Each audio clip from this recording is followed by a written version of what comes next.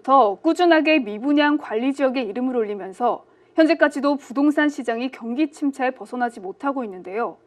이번 시간에 취재 기자와 함께 김천시 부동산 시장의 실태를 자세히 알아보겠습니다. 김현우 기자 나와 있습니다. 안녕하세요. 네, 안녕하세요. 김천시 공인중개사들이 매매나 임대차 거래 시 중개 수수료, 복비라고 하죠. 네. 이를 또 과다하게 받고 있다고 하는데. 네, 김천 지역의 공인중개사 대부분이 법정 중개 수수료의 2배 이상 되는 수수료를 받고 있는 것으로 저희 취재 결과 드러났는데요. 공인중개사법상 5천만 원 미만의 임대차 거래에서는 0.5%, 5천만 원 이상 1억 원 미만일 경우에는 0.4%의 수수료율을 정하고 각각 20만 원과 30만 원의 한도액을 정했습니다. 그런데 김천 지역에서 원룸이나 오피스텔을 운영하는 임대 사업자들은 최대 100만 원에 가까운 수수료를 지불해 오고 있었습니다. 근데 왜 김천 지역 공인중개사들이 수수료 담합이라고 할 정도로 이 법정 수수료를 무시하고 복비를 받아온 겁니까? 네, 이것은 먼저 김천 지역의 원룸 시장에 대해서 설명을 드려야 될 것 같은데요. 김천에는 현재 모두 400곳이 넘는 원룸이 있습니다. 이 대부분의 원룸 소유주는 서울과 수도권에 거주하고 있고 김천 지역의 공인중개사들이 세입자를 모집해서 중개 수수료를 받는 형태로 지역 원룸 부동산 시장이 운영되고 있습니다. 원룸 수요에 비례해서 공급이 늘어난다면 문제가 되지 않겠죠. 그런데 최근 김천시 정주 여건에 실망해서 다시 수도권으로 전출하는 공공기관 임직원들도 늘어나고 또 각 기관들도 기숙사를 운영하면서 원룸 수요가 급감했습니다. 반면에 원룸 공급은 꾸준하게 또 늘어났고요. 여기서 문제가 생긴 겁니다. 원룸의 공실이 늘어나고 세입자를 구하기가 어려워지면서 이 김천 원룸 시장의 월세는 이 3년 사이 평균 10만 원 정도가 하락했는데 오히려 수수료는 늘어났습니다.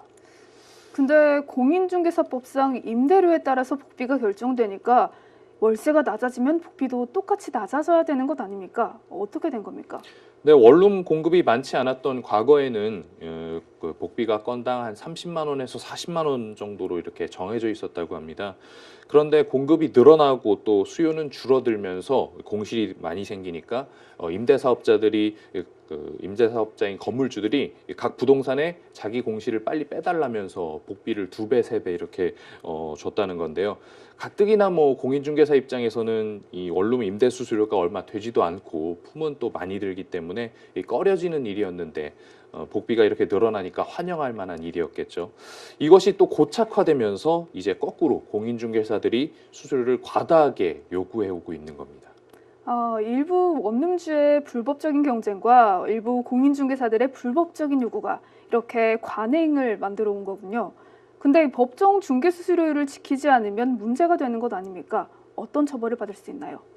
네, 법정 중개 수수료를 지키지 않을 경우에는 공인중개사 자격 정지나 등록 취소, 심할 경우에는 형사 처분까지 받을 수 있습니다. 자세한 내용을 들어보시죠. 현행 공인중개사법상에는 사례, 징역, 기타 어떠한 명목으로도 법에서 정해진 한도를 초과하여 공인중개사가 수수료를 받지 못하도록 규정되어 있는데요. 만약 이를 위반했을 경우에는 관할 시군구청장이 공인중개사 사무소의 개설 등록을 취소하거나 아니면은 시도지사가 6개월 이내의 범위 내에서 그 공인중개사의 자격을 정지할 수 있고요. 이와 별도로 형사처벌로서 1년 이하의 징역 또는 1천만 원 이하의 벌금에 처해질 수 있도록 할 수 있습니다. 불법 수수료 요구.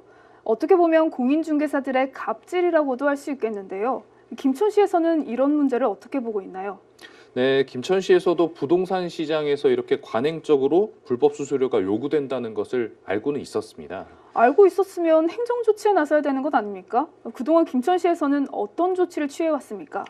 현행 공인중개사법에 따르면 수수료 한도를 위반할 경우에는 이 관할 지자체장이 해당 중개사무소의 등록을 취소할 수가 있는데요.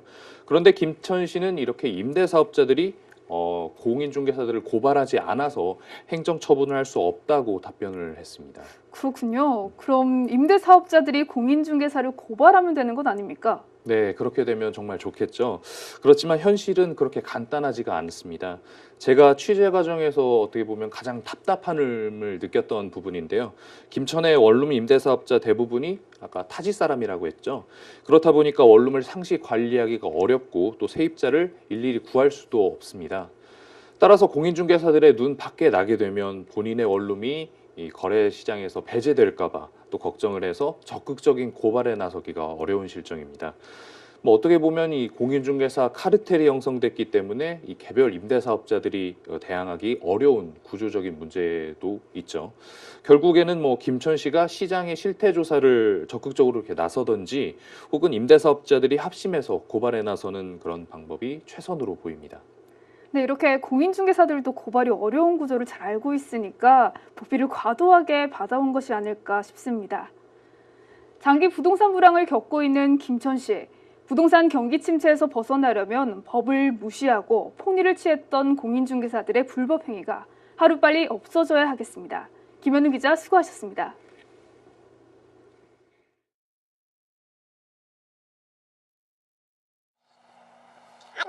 수고하셨습니다.